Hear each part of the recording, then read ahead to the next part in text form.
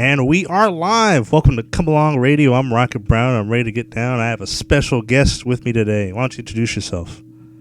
Yes, I am DJ Greg Hignight from the DJ collective Tune in Tokyo in Los Angeles. Nice. And tell me more about Tune in Tokyo. I've been to a lot of your events already, but I want to hear from you. Sure. So we started about 10 years ago with the goal of presenting J-pop and J-rock in the club scene. My business partner at the time and I had been doing some indie club stuff, but nobody was really representing J-pop. And we thought, well, let's launch this great experiment and see what happens. Awesome. How do you think results have been so far? Well, we're still doing it after 10 years. I'm really grateful. That's an eternity in the nightclub business. And we've adapted over the years. You know, we've made a lot of pivots to kind of keep rolling with things, but I'm glad we're still here.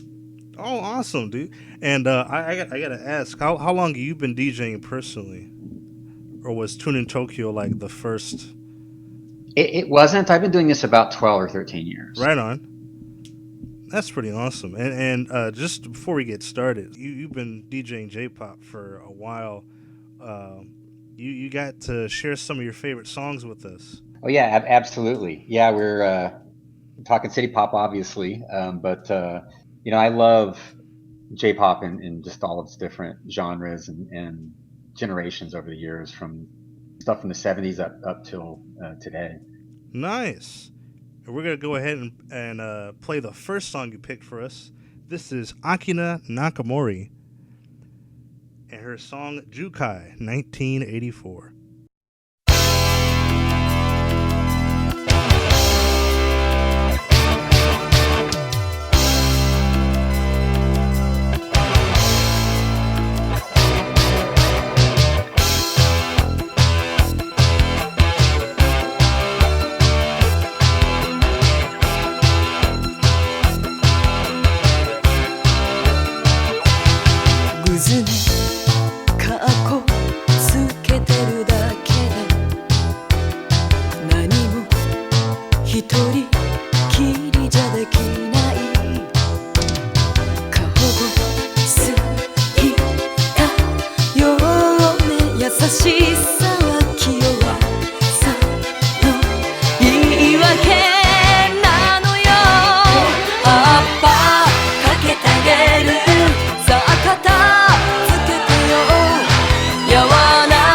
生き方を変えられない限り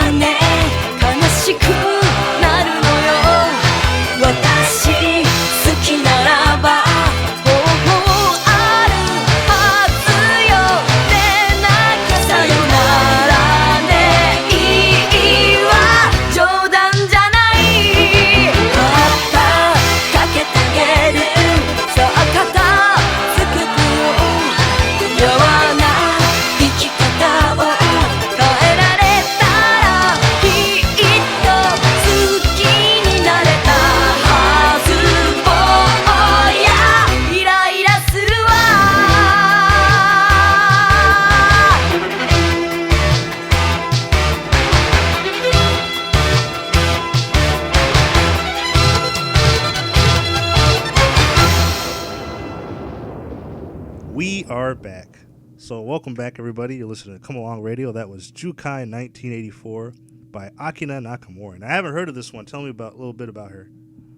Sure. So Akina was one of the top two idols in the early 80s. She's kind of seen as sort of a rival or a counterpart to Seiko Matsuda. Okay. And they debuted about the same time. Really? I didn't know that. That's pretty awesome. Would you say this was this her most famous song, or is this your favorite song by her? Or both? It's one of my favorites. Her debut was pretty well known, called Slow Motion. It was a ballad, which actually even wasn't that successful when it was first released. It was moderately successful, but it became a staple over the years, and it's a song everybody knows. Oh, okay. Yeah, but Jukai, I think, really demonstrates who she really is. While Seiko had this image of being sort of more cute and more pure and sort of girl next door, Akina Nakamori kind of had an edge. She had this kind of husky, soulful voice. Her image was a little bit more edgy, and her songs often had these really intense emotions. They weren't always necessarily, ballads to your loved one. Oh, okay. I'm gonna check her out then. And speaking of which, I'm actually curious. At what point did you get into Japanese music yourself personally? It happened at a time when I was younger and I wasn't really satisfied with what was going on in the U.S. at the time. I already had a exposure to Japanese music through anime. Right. And when you say, sorry to cut you up, but when you say not satisfied, are you just talking about in the music scene? In the music scene, this was some time ago, but I was most interested in what was going on in the Britpop scene, and kind of parallel to that, I developed this interest in J-pop. Nice. That's pretty awesome. And I did, if I remember correctly, you're a bit of a Macross fan. I respect Macross was my first real anime growing up, so much respect. That was my gateway too, and definitely a lot of love for music baked into Macross, as everybody knows. Oh yeah, most definitely. Yeah, love Macross. And as a matter of fact, I'll go ahead and share one of my favorite idols, Mary Ijima, who, if you are a fan of Macross / Robotech, is the singing voice of Minmay from the show. And she's really great. And the song I'm going to share with you is from her album Rosé. It's called Blueberry Jam.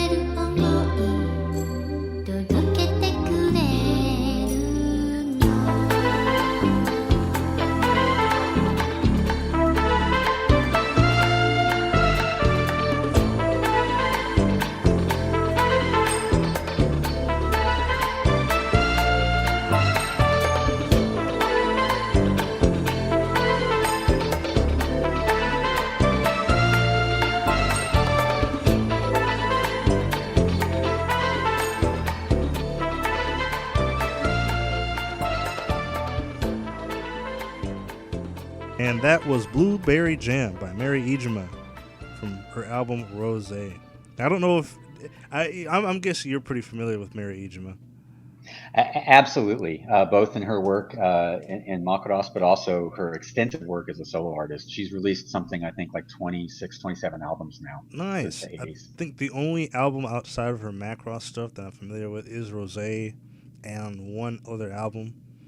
I'll probably explore a little bit more in the future. I actually because it was my dad who introduced me to like Macross / Robotech. I'm gonna get her a Mary Ijima album for his birthday for sure. That would be a wonderful gift. Oh yeah, yeah. Because I showed him a song and he recognized the voice. He was like, "That's Lin Min. So it'll be a great gift. So I gotta ask, when you started Plastic City, like where do you? Because you've been so far, you've had, was it 4 or 5 shows? We're about to have our 5th. Yeah, That's right. And they've all been just consecutively getting bigger and better and stuff like that. I really appreciate it. What's one of the difficult parts about being a Japanese music DJ? No matter how much we love it, it's a niche genre. It's big enough that we can have a community around the music. We can even have J-pop artists come to the United States for tours. That's great. Nice. But it's still in the overall music pantheon. It's just a small section of it. And so doing sustainable events where you've got something going on every month, every couple of weeks, or months or years, it takes a lot of energy to kind of keep that going. That's true. The community is strong. Everybody loves the music, and they're always really supportive. But you're just pulling from a smaller group of people than, say, if you were doing like a EDM or top 40 night. That's fair, but one thing I notice is that you've been getting a pretty good audience, especially in LA, which I'm not too surprised considering this is something new that I've learned myself, is a lot of like early J-pop and city pop and new music has a lot of roots in Los Angeles. Like it's crazy. If you know who Momoe Yamaguchi is? Yes, of course. absolutely. Yeah, of course you do. So I think one of her last, because she was like the big, I guess for lack of a better, from what I've done research on, she was like the Seiko Matsuda of the 70s per se. But one of her last albums was recorded in LA, I believe. It's called, if I can remember off the top of my head, and I'll send it to you. I think you're gonna love it. But it's very West Coast AOR sounding, and it's a lot different than her previous like Kayokyoku stuff. It's pretty interesting. So, and I don't know if that has anything to do with it, or maybe it's just LA has a big population of weebs. It could be both. It could be both. I prefer to say that it has a pretty strong population of music enthusiasts, audiophiles. No, you're absolutely right. I think there's definitely in that big Venn diagram of all of these things that people love, there's definitely an intersection where J-pop and anime meet, but also there's a good chunk of that where they don't. And That's true. I found over the years that the nice thing is that most people who come to a Tune in Tokyo event, we can have a good talk about anime because they're watching anime too. Oh yeah, LA Blue, by the way, that was what the album was called, 1979. Yeah, check it out. Momoe Yamaguchi. At the same time, people who are really interested in J-pop and really knowledgeable, it kind of takes a whole separate knowledge base, and I think it's maybe a different kind of appreciation maybe than someone who's an anime fan. Both equally awesome, but I think if you're going to be a J-pop fan, you really have to be someone who's kind of an audiophile. You have to really dig deep to get to understand the history and the artist. It's not something that's as easily accessible as turning on Crunchyroll and watching Naruto. Yeah, you're absolutely right. I was a weird kid where I was like, I wasn't into, like, I liked watching anime, but I wasn't into like anime music at the time. Like the music wasn't what attracted to me. I found most of it, and this was like early 2000s. So, anime music was either really that early butt rock type of theme songs and stuff like that. So I wasn't really into it. And then I got into stuff like someone introduced me to a band called Dreams Come True, if you're familiar with them. I love Dreams Come True. Yeah, I love Dreams Come True. Yeah, Swingin' Star is one of my favorite J-pop albums of all time. But that's how I got into Japanese music outside of anime. And, the rest is history and whatnot. As speaking of albums, this next song, Hiromi Iwasaki, this song I actually recognize. This is called Moonlight. Let's take a listen. その昔一人寝に行けない夢を見た頃月明かりひとしずく胸騒ぎ止められない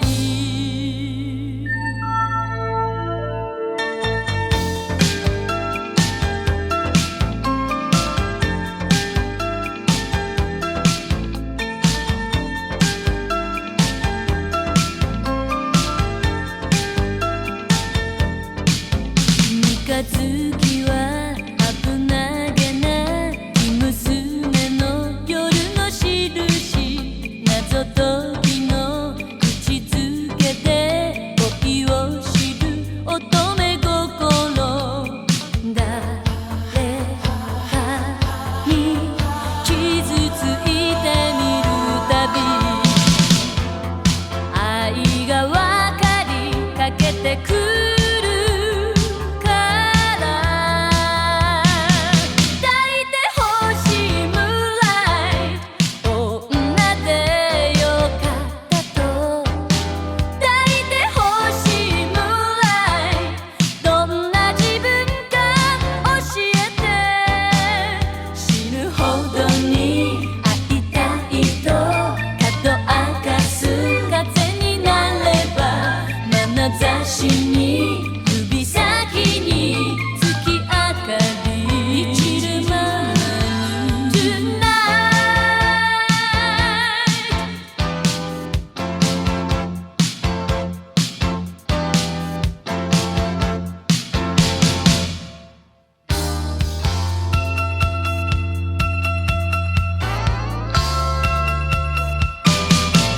満月は爪を塗る黒猫の生まれ変わり柔肌が正直に波を打つ粋な娼婦誰かが寂しがらせるたび愛の言葉そっと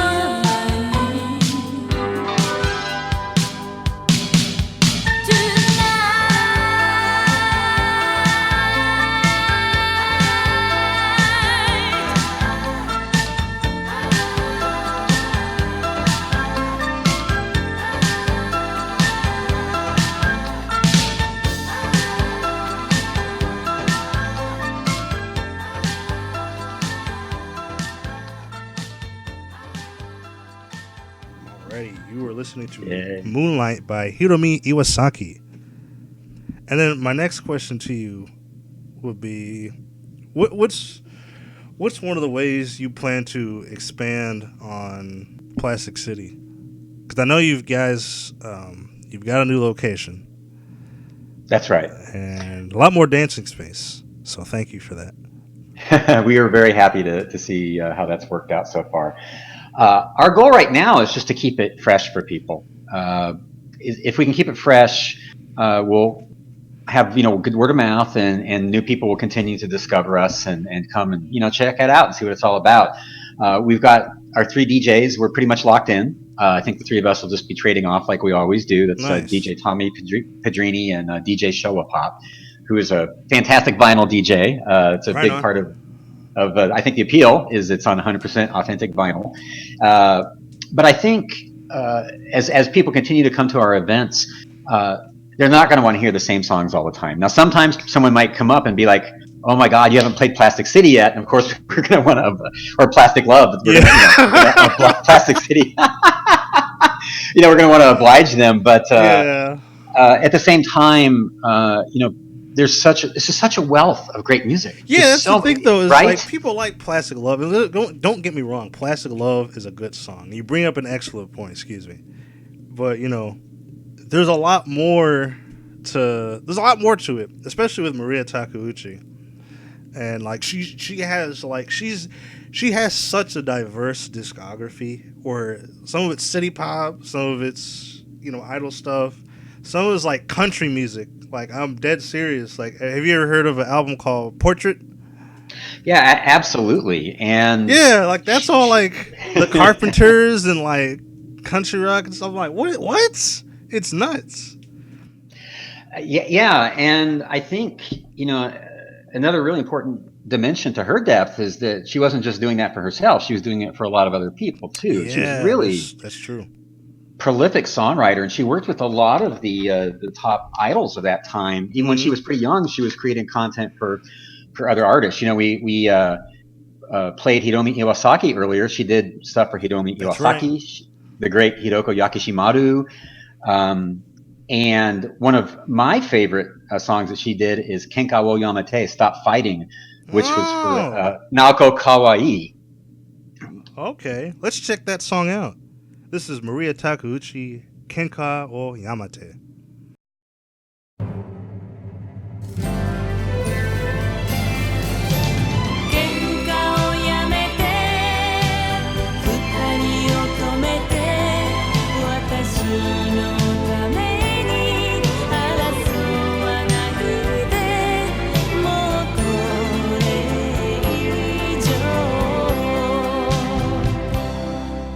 違う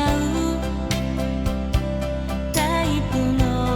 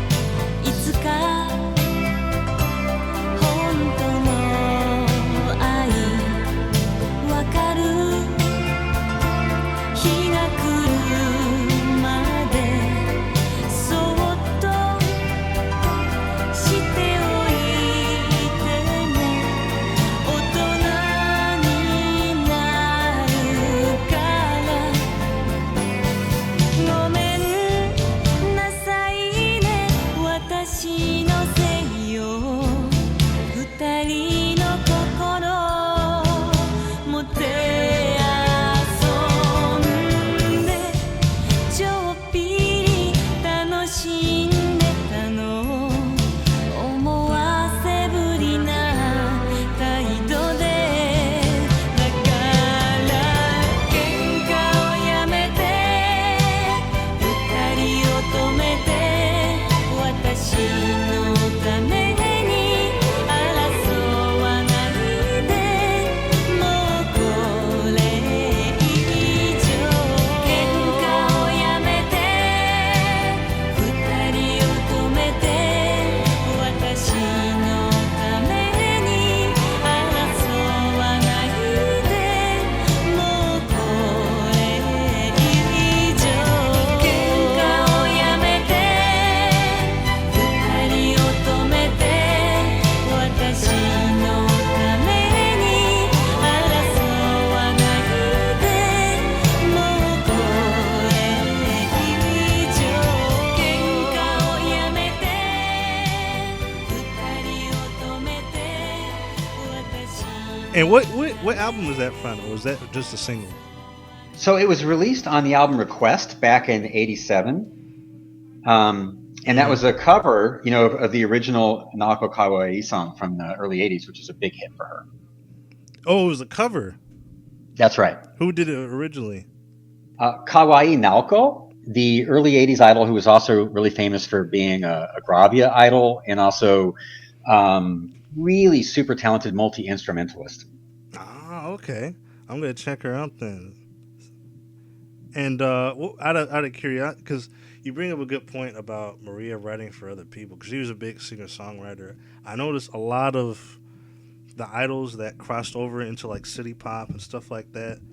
They had some pretty like important names behind them. So like I'm sure Momoko Kikuchi is. A lot of her music from her early albums was written by a guy named Tetsuji Hayashi, who was a big city pop singer-songwriter. He also wrote music for Maria Takeuchi and a band called Omega Tribe. So he wrote a lot of stuff for a lot of 80s artists.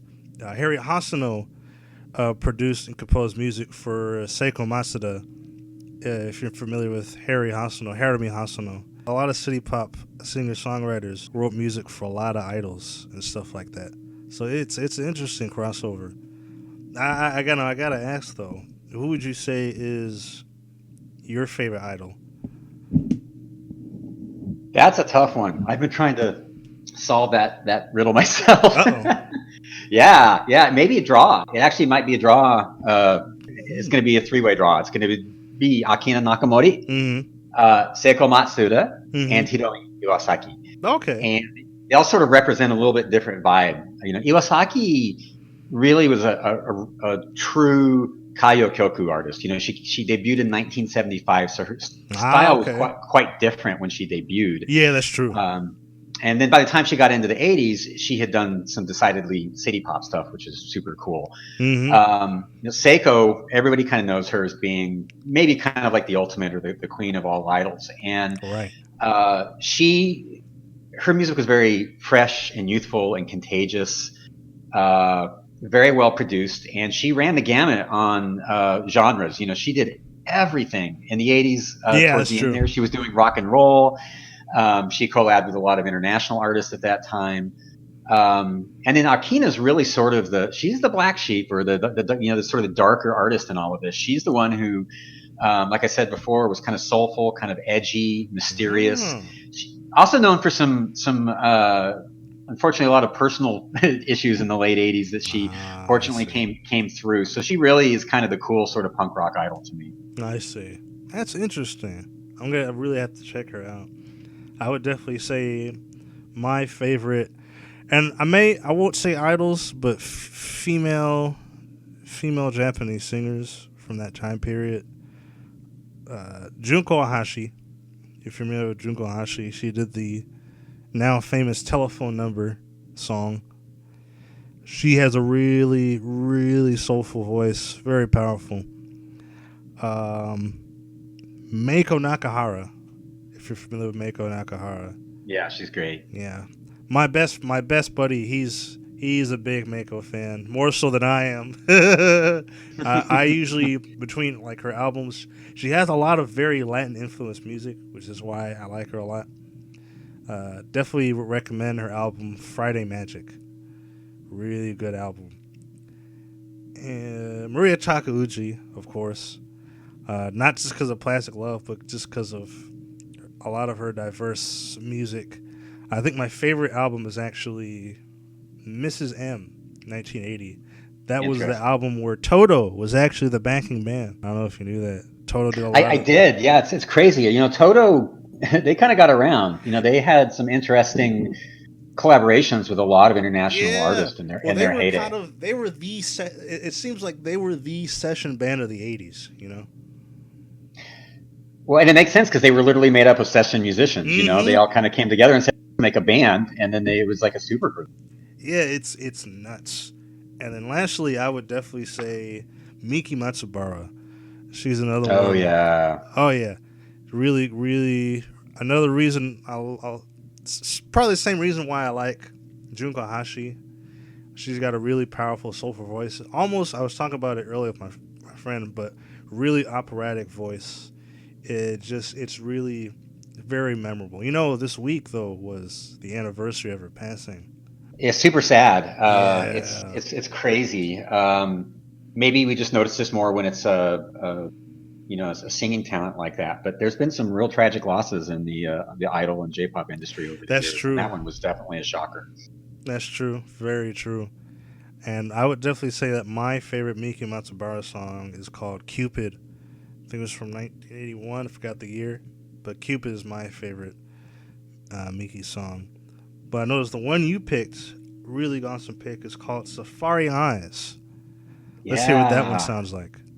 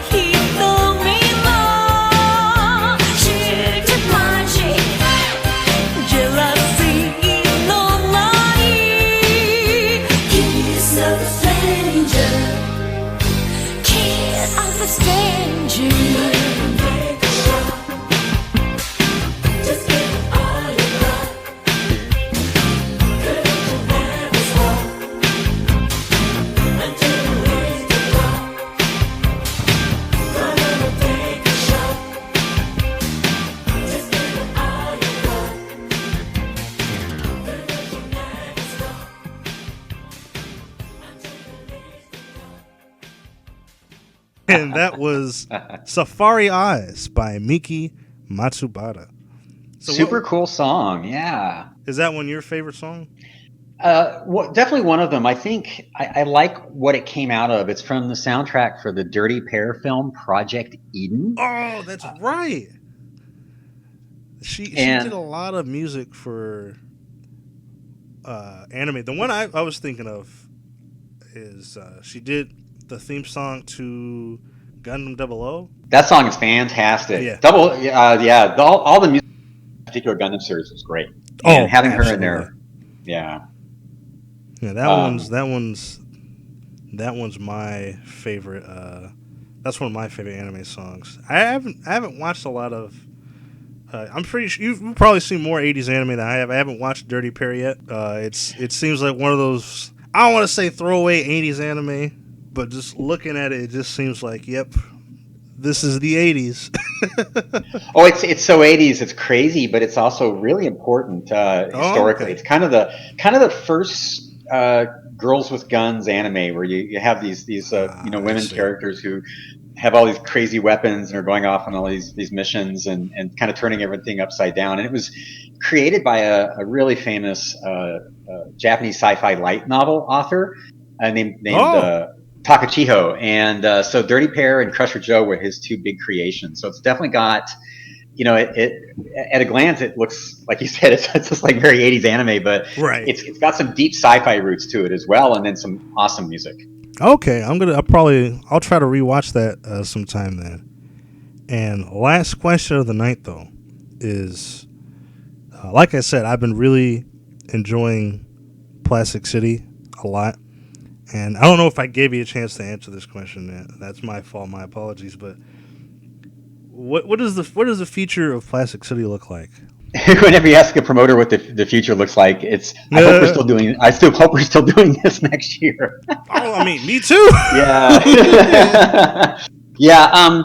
I just want more people to discover what we're doing. The thing that's different about City Pop than the other J-pop movements we've been involved in is that it's really pushing out beyond that core crowd. I feel like I'm encountering people who know what City Pop is, or at least they sort of think they know what City Pop is, and it's awesome. Maybe they don't necessarily know the genres down to the granular like we do. They may just sometimes think that everything from the 80s is City Pop. There's nothing wrong with that. But they'll hear something that maybe I'm playing or whatever, like, oh, is this like Japanese? Is this 80s? And it's just what a great conversation starter. And I'm finding that people are really aware in a way that they weren't before. And there's a lot of discussions that have taken place over why this has happened. I just know it's happened, and I love meeting people who enjoy the same kind of music that I do and making friends. That's the best part about DJing, throwing plastics, is making friends. Oh, that's awesome, dude. And I hope that you get a chance to, because I know you guys like to play a lot of idol stuff, and it's to introduce me to a lot more idols. I hope you guys get a chance to diversify, your track list and stuff. Because I know it's hard to do. I don't know if you do it all vinyl or not. Because I know it's hard to like pick songs and whatnot. Because it's such a rabbit hole. It's the saying. I would say this is the last question of the night. But sure. Oh, what's an artist you would like to learn more about? Who would I like to learn more about? Mm-hmm. That's a great question. I need to know more about Sugar Babe. Oh, that's a good answer. Woo! Yeah, dude. I agree. When I started to develop, I think, a workable knowledge of Yamashita and everything that's kind of happening in sort of the late 70s, and then I learned about Taiko Anuki and all this, and then there's this point where it all I learned about Sugar Babe, and everything just kind of came together and it blew my mind. Yeah, and I was like, okay, I need to know more about this. Absolutely, dude. This is Sugar Babe has a very interesting history that I can't go over tonight, but definitely check them out, dude. it's a lot of like backstory between, because they had a pretty rough history. Like they weren't just a one, like they weren't just there for a year. A lot of people think that, I will say this, a lot of people think that Sugar Babe was just around for 1975. They actually started in 1972. If you're familiar with Yumi Arai, one of the credits in her album is Sugar Babe. Tatsuya Mashita and Taiko Oniki, they were the backing vocals for her early albums, so they were always credited as Sugar Babe. So they've been around for a minute as part of the Tin Pan Alley family. So they've got a pretty interesting history. Wow, we're gonna have another show where we're just gonna have long talk about all of this. That's amazing. To answer your question too, we definitely are going to explore some different genres and subgenres as we move along with Plastic City. As you know, I love 80s and 70s idols, and I love some of the stuff that ventures more into new wave from Japan from the 80s. But also, you can't beat the grooves that you get with that more kind of like AOR stuff and the more funk and soul, dude. Right? You get everybody moving when you drop those tracks. Everybody just feels it, and it's contagious. Oh yeah, I agree. And listen, thanks a lot for your time, Greg. This has been super awesome. And you guys make sure to check out the next Plastic City. It's gonna be happening this month on the 20th. The 20th, that's right. Yes, and where's the location? It's at the Lash nightclub in downtown Los Angeles, also known as the Lash Social. There you go. So all you Cali folks out here, go support your local DJs, bringing in these fresh beats, man. Really awesome party, really good people, really good vibes. Definitely recommend this event. Go to the next Plastic City, and then go to the one after that, so on and so forth. But Greg, thanks a lot for tonight. This has been an awesome talk. And I really wish you good luck with Tune in Tokyo and Plastic City and all that. You're doing an awesome job so far. Thank you so much for the kind words. I'm humbled. Oh, dude, for sure, dude. I mean, just the fact that you get an opportunity to introduce, people to international genres of music is always a great opportunity. I always tell people, when you listen to music from other countries, it's like you're traveling without moving, and it's a good feeling. You're experiencing a whole another culture in one song. It's a great feeling. But you guys, thanks for tuning in, and I hope you enjoy the next. I'll see you at Tune in Tokyo. This is Come Along Radio. I'm Rocket Brown, and I'll see you around.